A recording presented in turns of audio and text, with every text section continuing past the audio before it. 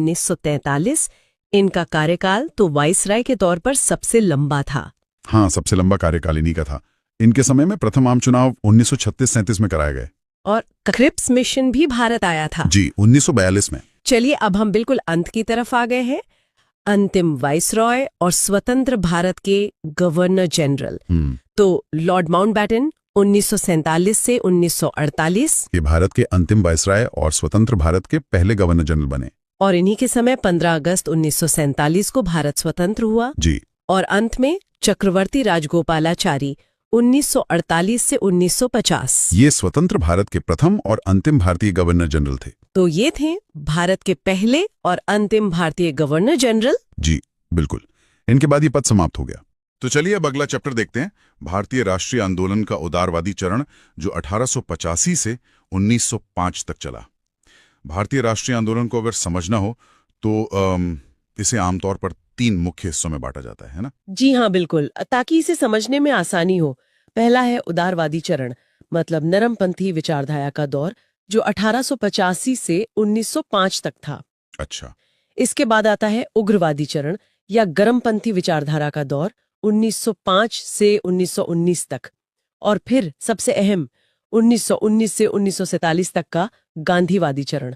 तो आज हम पहले चरण पर ही फोकस करते हैं, मतलब उदारवादी चरण पर। इन नेताओं की जो मुख्य विचारधारा थी वो क्या थी? देखिए, उदारवादी नेताओं का अंग्रेजों की न्यायप्रियता में, मतलब उनके सेंस ऑफ जस्टिस में बहुत विश्वास था। उनका मानना था कि अगर संवैधानिक तरीकों से कायदे कानून के दायरे में रहकर अपनी मांगे रखी जाएं तो वो मानी जाएंगी। वो अहिंसक विरोध प्रदर्शनों में विश्वास रखते थे।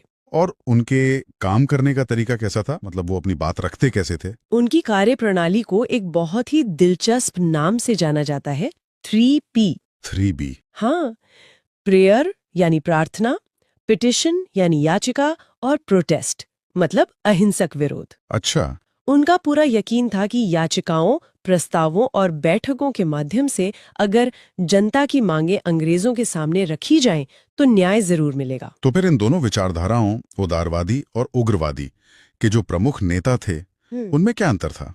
देखिए, सबसे आसान तरीका है कि हम उग्रवादी यानी गरम दल के नेताओं के नाम याद रख लें, क्योंकि वो संख्या में बहुत कम है। अच्छा, ये सही तरीका है। जी, इनमें मुख्य रूप से 4 नाम आते हैं, लाल बाल पाल और अरविंद घोष। लाल बाल पाल, ये नाम तो बहुत सुना है। हाँ, लाल से लाला लाजपत राय, बाल से बाल गंगाधर तिलक और पाल से विपिन चंद्र पाल। और चौथे? इनके अलावा चौथे प्रमुख नेता थे अरविंद घोष।